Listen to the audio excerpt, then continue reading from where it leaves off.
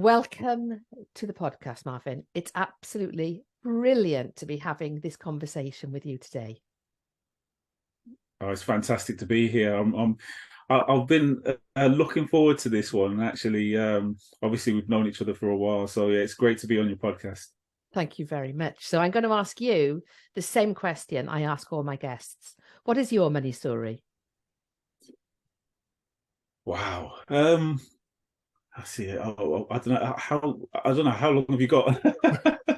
It's funny because I think it's a question that could be answered in lots of different ways. I'm going to try and make it as relevant as possible, really. When I think of money story, it always makes me think of um, where I started to where I am now. Because my mindset around money now is very different to what it used to be. In a lot of different ways, not just in respect to business, but in respect to um, the respect that I have for money, the idea of not chasing it, allowing it to come to you, all of those things really. Because I think when I was younger, I just wanted to get it. Do you know what I mean? And get as much of it as possible. And I think when you're younger, you really think that it is limited. But then as you get older, as you do more in business, you realize that there's money everywhere, Yeah. and it's just a case of building out a strategy to sort of make sure it finds its way to you.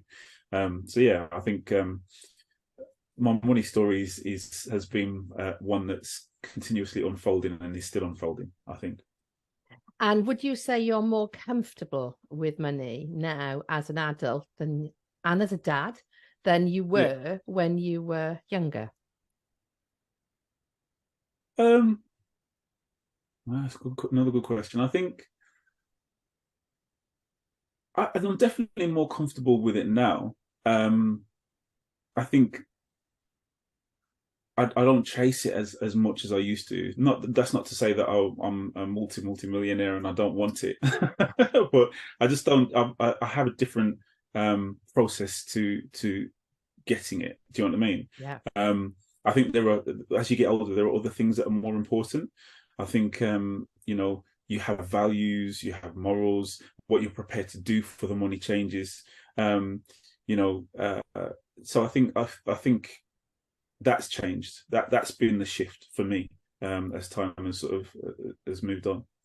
And do you think it's because we get more, as we get older, we get an appreciation that money is abundant? It's time Mm, that absolutely. that runs out essentially, and therefore we have to make more of our time, and the money will Mm, happen, but creating more time won't.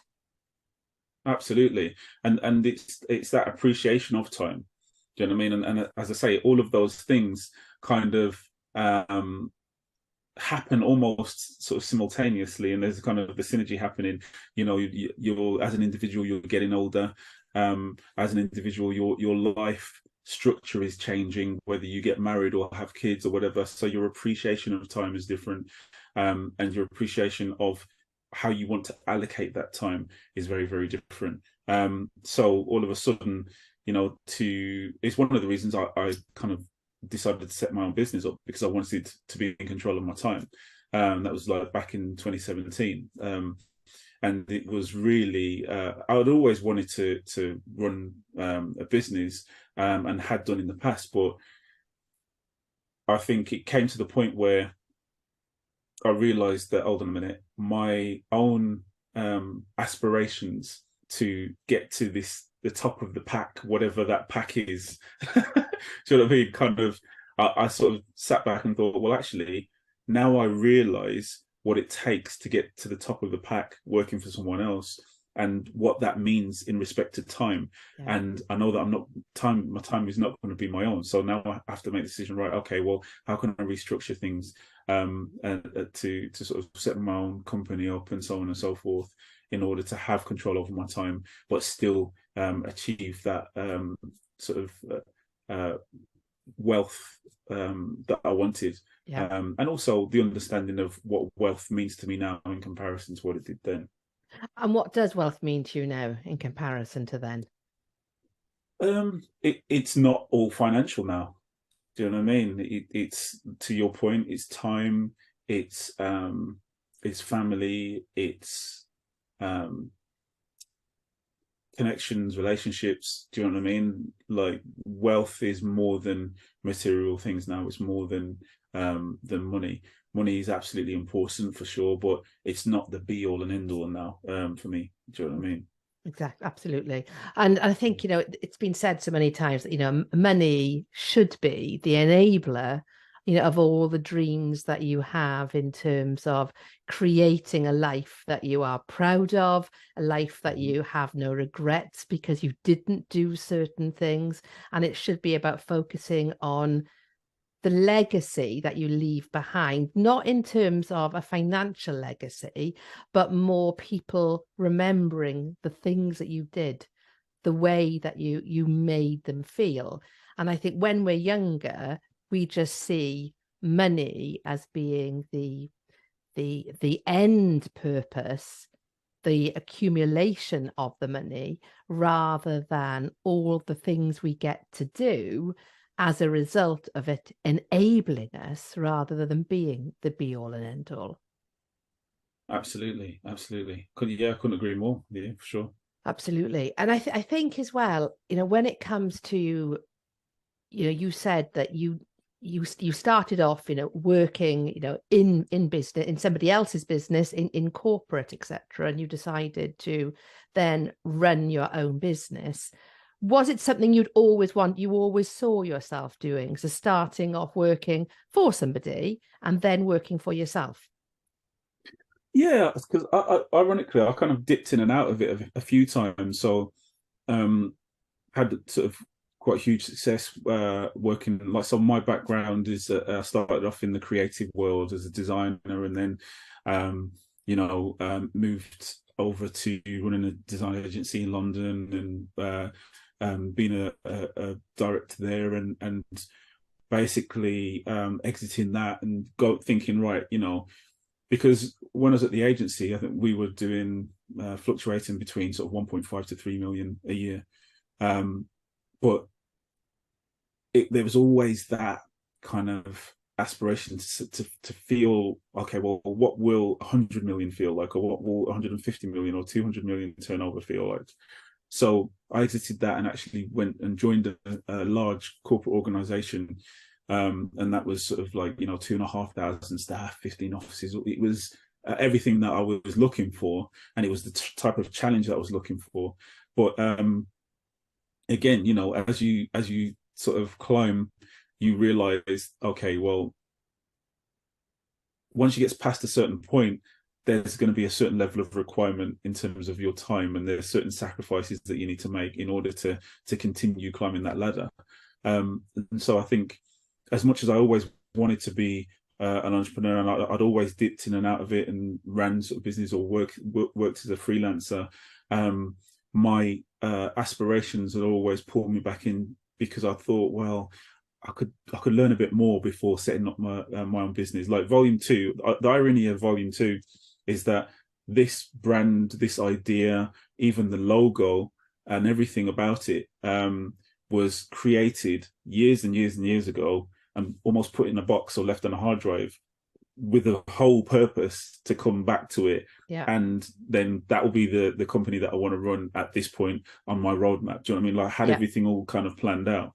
And it was just literally the feeling that, what, I want to know what it feels like to do a 100 million deal. I want to know what it feels like. And it was just that constant. And I almost had to give myself a talking to sort of say, well, hold on a minute.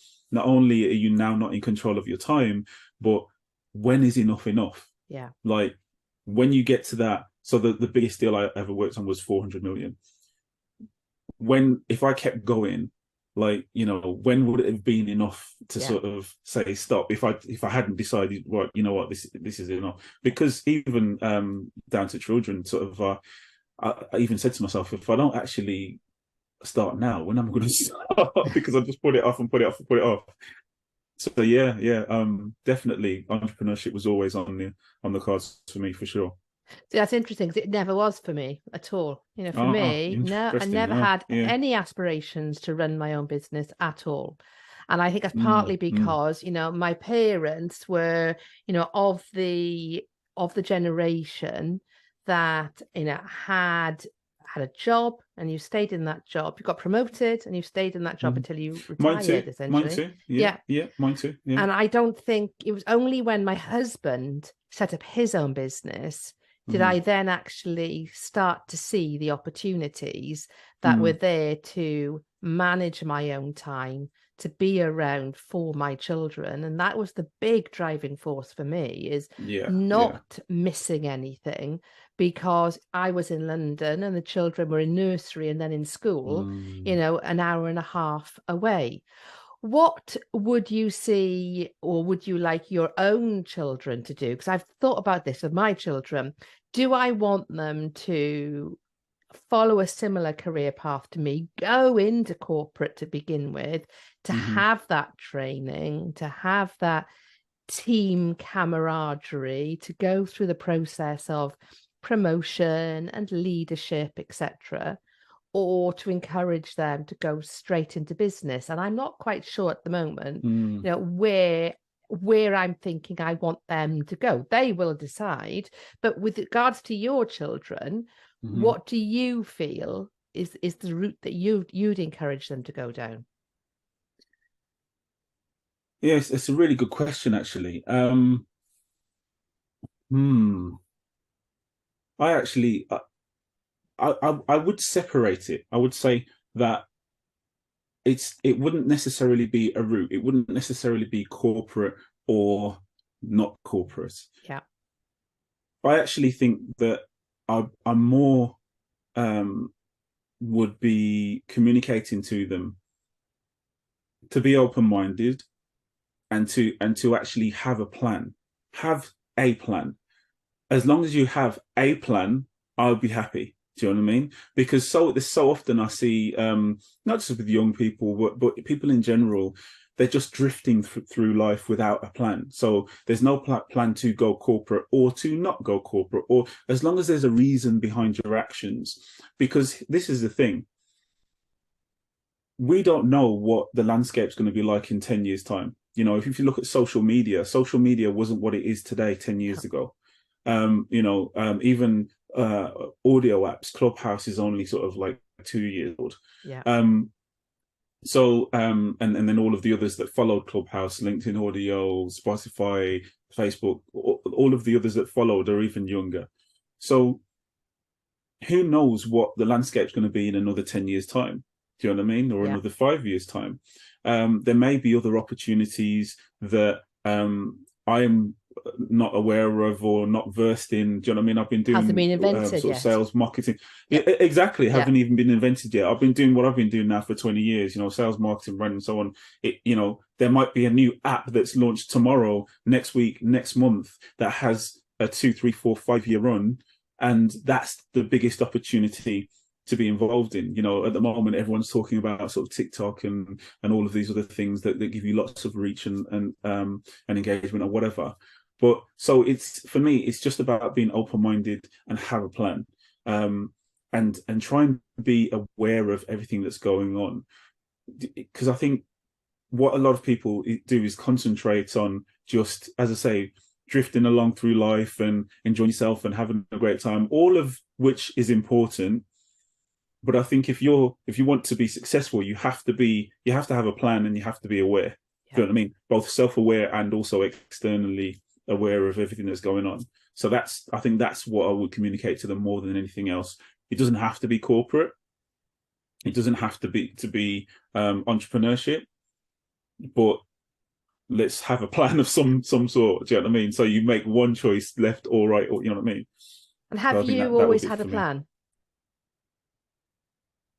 You know what? It's a really good question, and I've thought a lot about this over the last few years, because now, as I really, really get comfortable in sort of my skin and get comfortable in my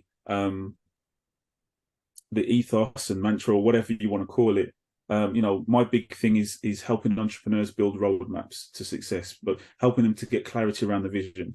And I'm super passionate about it. And when I think back, I'm trying to. I always think that there's clues in the journey that you have. Do you know what I mean? That help you to realize the direction that you're going in and why you're doing what you're doing now, or how you got to this point. And I'm struggling to find the starting point, because there's lots of clues sprinkled all the way through. I've never really been one. I like to surprise people, but I've never been one for surprises. I'm not a very big gambler. I don't like losing. I like to strategize and plan for things so that I can have some kind of not guaranteed, but I've got a good idea of what that outcome is going to be. Do you know what I mean? One of the reasons I invest in property, because for me, there's a formula to it. And if you figure out the formula, then you're going to get a specific outcome. So I've always been a little bit like that. And I've been thinking a lot about sort of, okay, well, what was it like as a child? And all of the clues are all there, but I struggle to find the beginning. Do you know what I mean? So to answer your question, I've always kind of wanted to have a plan in place. I suppose, yes, but I'm much more mindful of it now, and I'm much more pragmatic about it now. So now I know that I'm actually building a roadmap, because I know what a roadmap is, and I know what the milestones are, and I know the importance of the vision. So I've got the knowledge to back up all of the sparks of ideas that I had previously. Whereas before, I didn't know what a roadmap was when I was a kid. I just knew how I liked things to be, and how I liked to put things together, really. And do you find having that approach to having a roadmap and being, how do I put this? You mentioned when it comes to money, it doesn't have that same control over you. It's more about where you're going on your roadmap, and the money will come to support how you get to the destination and what you do in that destination, or do at that destination. Is it because you are very clear, you have that clarity on what your vision is, and therefore you're much more then relaxed about how you're going to get there and what you need to actually get there? You just trust in the process that it'll be there when you need it. Absolutely. You literally just said what I was about to say, trusting in the process. And seriously, because I think you once you have a structure in place, and you are aware of the fact that you've done this before and it's worked before, and this is how you've got a track record of it working, you can trust in the process. And I add that to all of the things that I've also picked up along the way. So learning about money mindsets, and the in-debt mindset and the rich money mindset, and all of those things are also important, because that's one thing, actually, and I talk about this a lot, that's one thing that no one mentioned when I was setting up the business. Even before that, like, no one was talking about mindset years and years ago at all. No. Do you know what I mean? Whether it's money mindset or mindset in business or none of that thing. Do you know what I mean? Motivation was just a generalization, and I think that's a very, very important conversation that I try and have a lot, or I try and interweave into the talks that I do, or when I have strategy sessions with clients, because the mindset part can actually be the banana skin that messes everything up. Yeah. Absolutely. People will very often ask me, why I do what I do. How is my money story related to what I do? And actually, my money story is not related to what I do at all.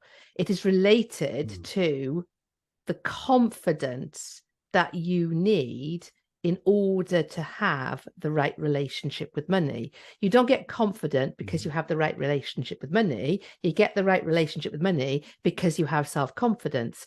And, when I was a child, it was not, mindset wasn't a word. It wasn't spoken about, but positive mental attitude was. And my mum gave me PMA, positive mental attitude, in bucket loads. She never allowed me to underachieve or to accept underachieving. She never allowed me to get away with being anything less than I was capable of achieving.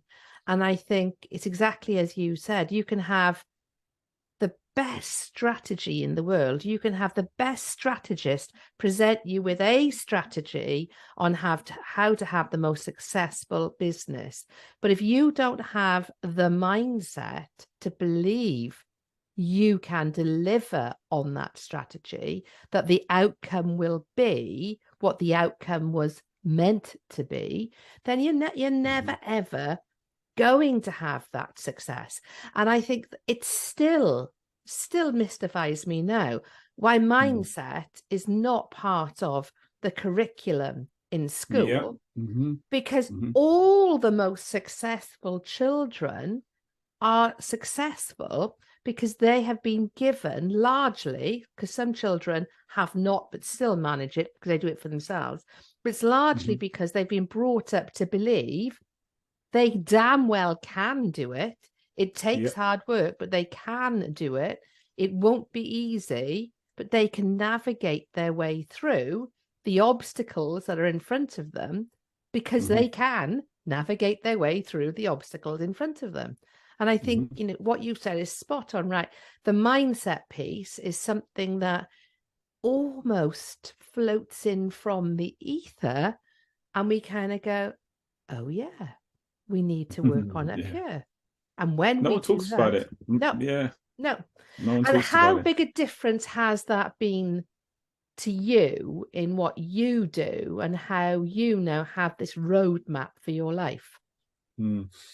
It's a game changer, really. And look, I preface all of that by because I don't want to sound like, oh, I've always had it all figured out and it's been really easy. Because look, the reality of the situation is life is always going to throw hurdles in your way. Absolutely. It's just how you train yourself to be good at hurdling. Do you know what I mean? So you actually have to figure out, okay, I don't like getting hit by these hurdles anymore. How can I actually make sure I get over them properly without touching them at all? And then it's about, right, okay, now I've figured out how to get over them. I'm pretty good at this hurdling thing. Now how can I do it quickly and quicker? Do you know what I mean? Because I've suffered from burnout as well. Do you know what I mean? Because I love what I do and because I throw myself into my work. And I think you have to. I always talk about a business roadmap and a life roadmap. So I think it's as important to understand that you are not indestructible. You are a human, and you will, if you don't eat right, you will sort of burn out. If you don't get enough sleep, sleep is my thing. I'm terrible. I get to sort of 1, 2 in the morning and forget that the kids are going to get me up at 6. Do you know what I mean? It's kind of like so I'm always trying. I'm always very mindful of that.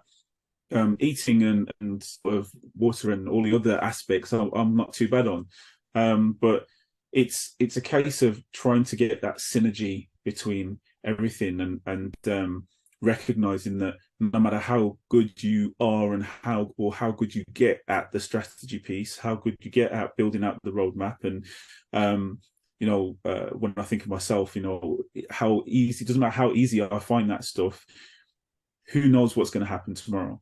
So you have to make sure that you're conditioning yourself to deal with the disappointment that comes along the way as well, and not sort of becoming a bit complacent by everything. Oh yeah, everything seems to be all right now, so I'm going to sort of stop working on myself. Do you know what I mean? Because I don't need to, because everything's cool.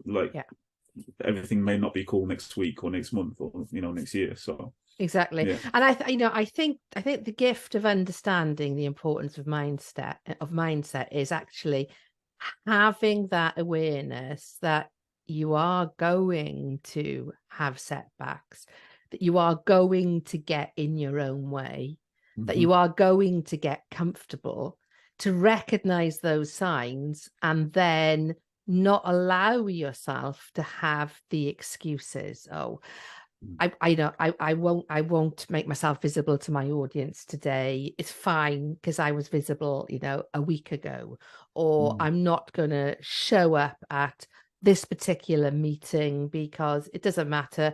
I went to it 10 days ago, whatever. But recognize actually you are creating those excuses that eventually is going to cause you to stumble and find it harder to get up again. Because like I have, mindset blocks and if I don't like using the word block, even, it's not a block. It's actually you standing in your own way and trying to find an excuse to justify why you're not going to do the thing that is making you feel a bit uncomfortable, or you're not going to do something because you're overly comfortable as well, because that can be just as dangerous. So I think when it comes to mindset, it isn't about having all the answers, because new levels, new devils, it's just actually recognizing that you are the one that is stopping you from moving forward. And that might be procrastination. It might be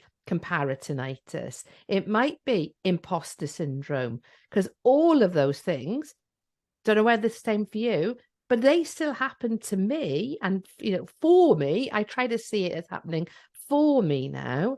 And I have to stop myself and work at, okay, you're feeling like this.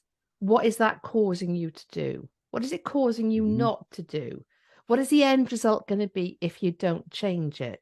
And I think that is when you can utilize mindset to its best effect. It's not about never, ever not having mindset issues again. It's exactly as you said, it's realizing it much more quickly and choosing, are you going to do something about it?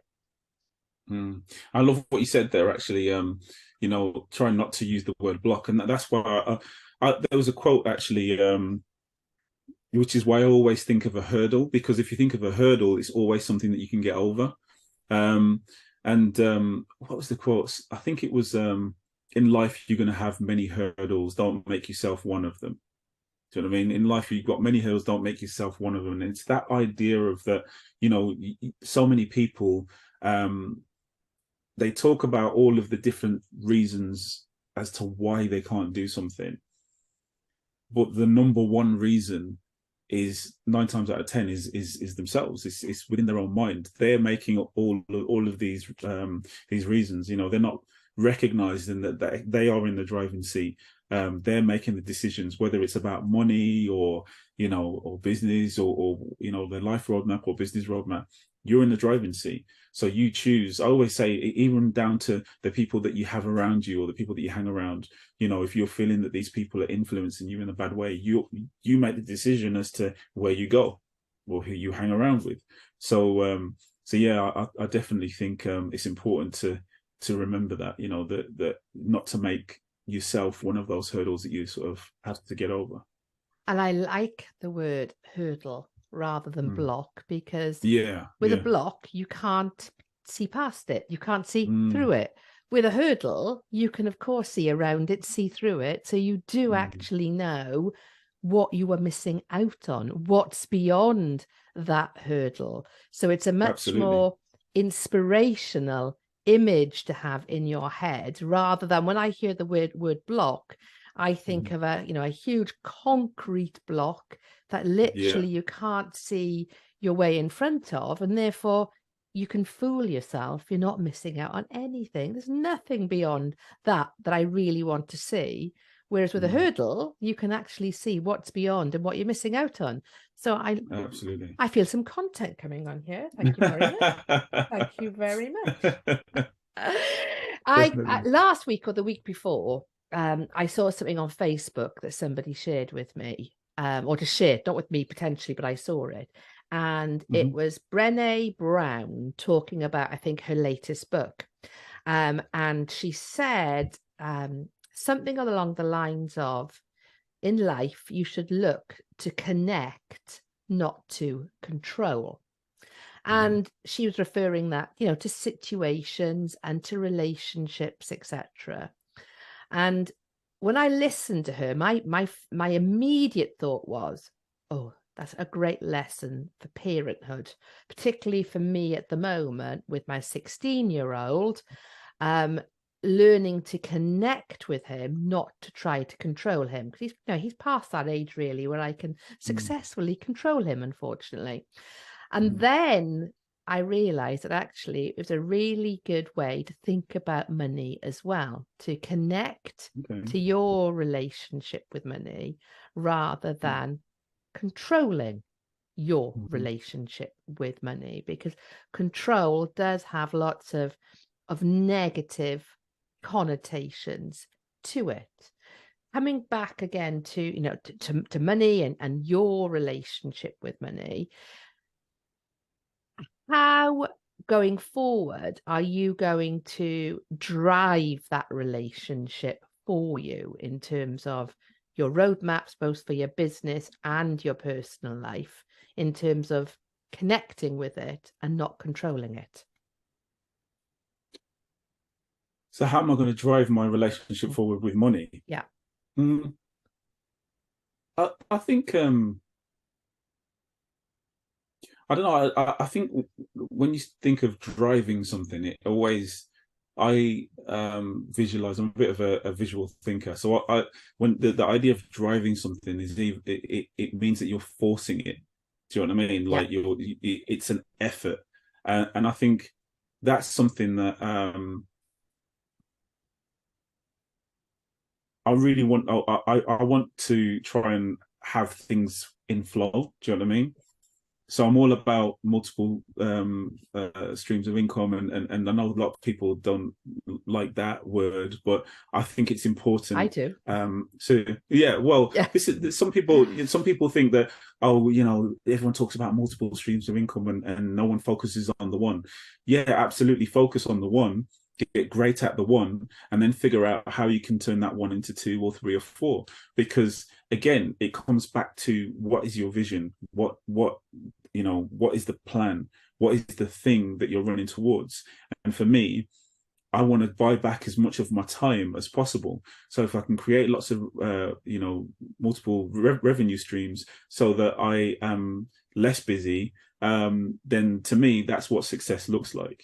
And I think, you know, to answer your question, you know, how am I driving money? I don't want to drive it. I want it to flow to the point where, you know, the flow just keeps increasing and increasing, and I am less involved in the pushing. Yeah. Do you know what I mean? Yeah. Because I think that you can actually do that. It's about setting up, you know, lots of vehicles that are going to do the work for you. So when I think of that, and again, I'm visualizing it as you ask the question, that's what I want to do, because I'm thinking past myself. I'm thinking of legacy. I'm thinking of my children. I'm thinking of their children.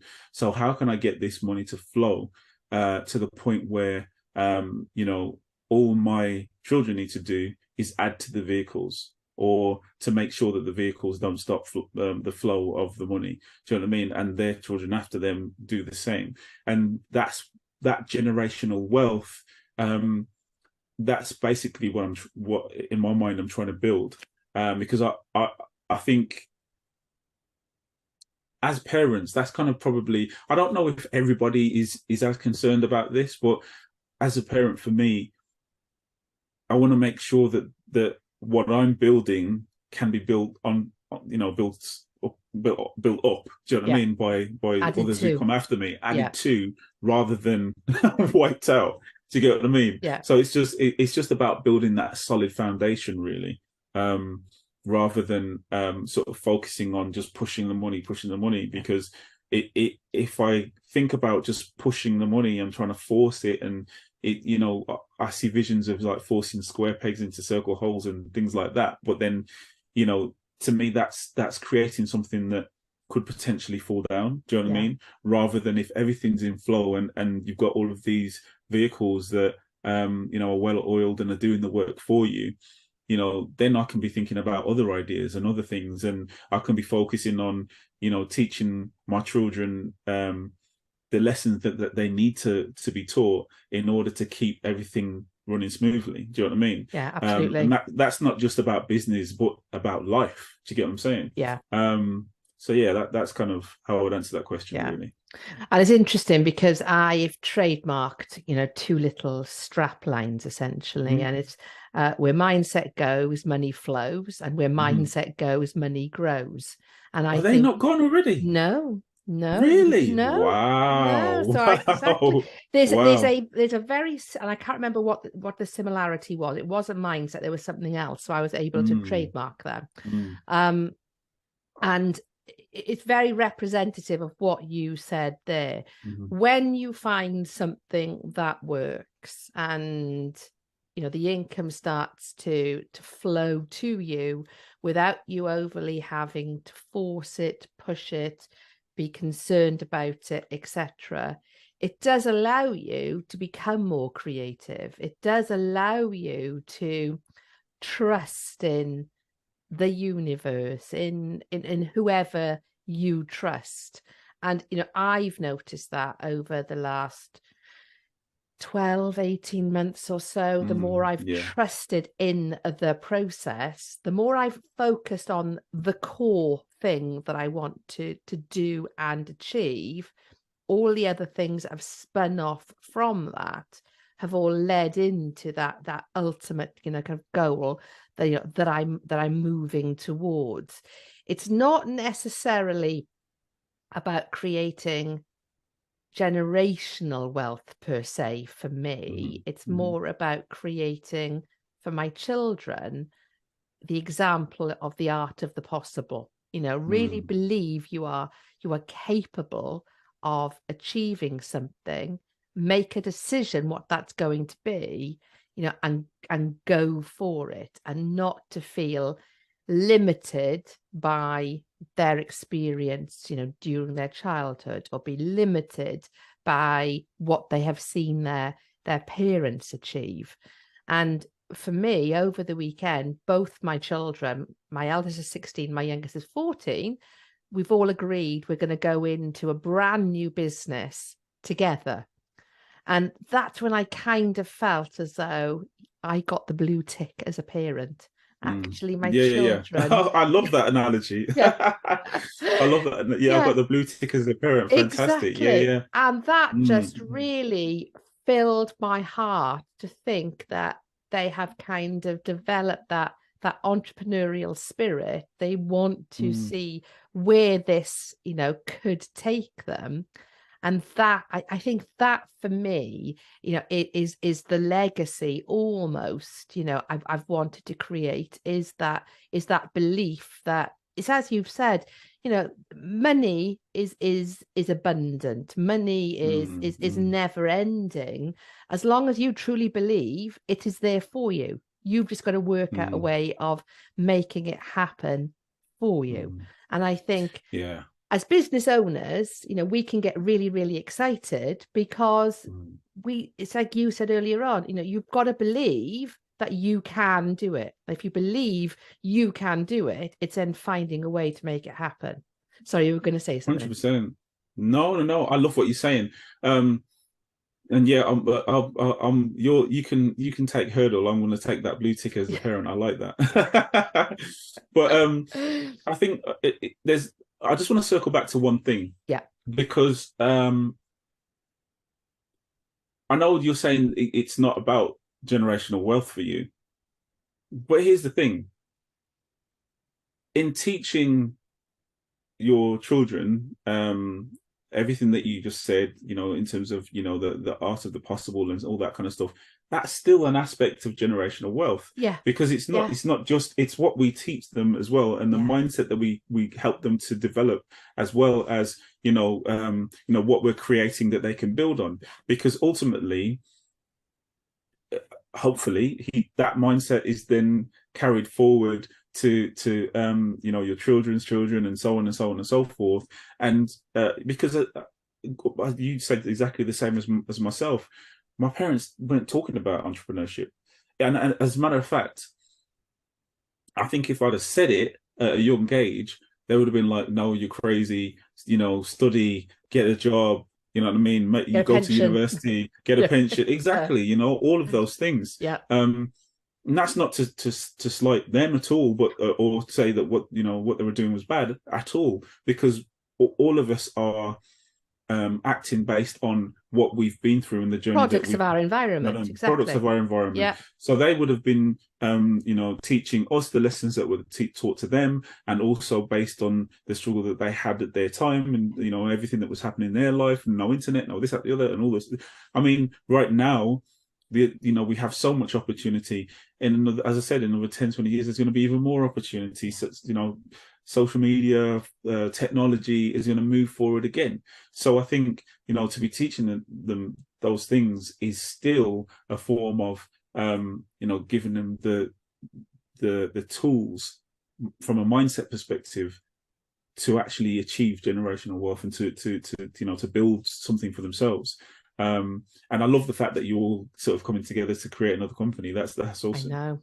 Absolutely. And it's something completely different outside of anything that my husband and I, have ever done before. And that's exciting as well. And I think that's what I love about the whole thing about being an entrepreneur is actually it's not a very good analogy that sprung into my head, but I'm going to say it anyway. I like an octopus with, lots of tentacles and just being able to try out different things and know that you have the experience and the drive and the hard fought scars to a certain extent that allow you to know a route to success is never going to be a linear one. It's never going to be necessarily an easy one. But if you keep plowing and keep plugging away at it, then you are going to get to where you want to with that particular enterprise, that particular business, as long as along this journey of life. And I think this is what Clubhouse, this is where, where we met each other on Clubhouse. This is what Clubhouse has done for me, is demonstrate the importance of a connection, demonstrate the importance of, building a network mindfully, realizing that there will be people along that journey that may disappear for a while, but at the right point in time, you will come back to them and be reminded. Yesterday on LinkedIn, through a little project someone's running for me at the moment, it reconnected me with somebody who I haven't had a conversation with for 12, 14 years or so. And he has introduced me into a reunion group that he's put together for a group of people that I haven't heard from in 12, 14 years. But the feeling of camaraderie that's given to me to think, oh my goodness, how are they doing? Have they got children? Have they got married? Have they got divorced? Have they remarried? Where are they working now, etc., etc. And it kind of goes back to that same strange analogy of the octopus to a certain extent of, these different networks, these different tentacles, these different opportunities. And yeah, definitely. if I hadn't become an entrepreneur, I don't think my mind would have been as open to the art of the possible as it is now. And that, that certainly excites me. And it leads me to ask you the next question. What's next for you? Wow. Yeah, I think for me, so obviously I roadmap for myself, and I have my own vision of what the direction I'm going in and what I want to achieve. But I think what's next for me really is there's lots of things on my roadmap. There's books, there's building out sort of courses for people. I mean, my passion really is to help entrepreneurs, and when I see them achieve success, I kind of like that fills me with a bit of energy. It's almost like, I've achieved something myself, even though it's totally them. So I think I have all of these things on my roadmap. And when I think of what's beyond the vision, it's quite funny because I avoided the whole tag of business coach for a very, very long time. Like, I just felt like, oh no, no, no, I don't want to be associated with, you know, the idea of being a business coach. Oh no, no, no, because in my mind it was kind of like I'd come from the corporate world, so yes, a consultant. If you were a consultant, that's cool, Yeah. but the idea of a business coach, it was almost too close to the whole kind of life coaching Yeah. conversation, and it was only when I started to meet more individuals who were doing it and start to see all of the different aspects of sort of coaching and also the fact that whether I liked it or not, that's what I was doing. Because I was having strategy sessions with entrepreneurs, and then they'd say to me, right, cool, you know, can we continue to have one-to-ones thereafter just to make sure these things are working? So, it's what I was doing anyway. So I had to almost come to terms with, right, okay, I'm kind of doing it, and I suppose this is a bit of what I am, and it's just one aspect of my characters, one aspect of the business now. And the similar thing has happened with sort of doing more speaking and engagements and things like that, because I'd always done it before, and you know, spoken in front of large organizations, but it was always on behalf of someone else. Yeah. So it was always for the organization or for the company. And yes, it's still, you could argue it's still for the company. But now, you know, on my roadmap, I'm starting to identify, right, okay, um, my roadmap looks a bit different now, because now I'm thinking about, right, okay, the books, the courses, the speaking, that I'm starting to plot all of these things out and right, figure out, okay, well, if this is the new, if you've got further clarity around the vision, what's beyond the vision now? And I think all of those things are in the future for me, for sure. I just want to do more of what I enjoy. And I think, again, taking the conversation full circle back to what you asked me originally, I think that's it. I think when I was younger, I was trying to do things maybe for other people, trying to do things that other people were telling me were the right thing to do, trying to do things that, you know, again, trying to force things to happen, chasing the money and all of those things. Whereas now, I just want to do more of the things that I enjoy, and you know, getting paid to do it is a fantastic byproduct of that.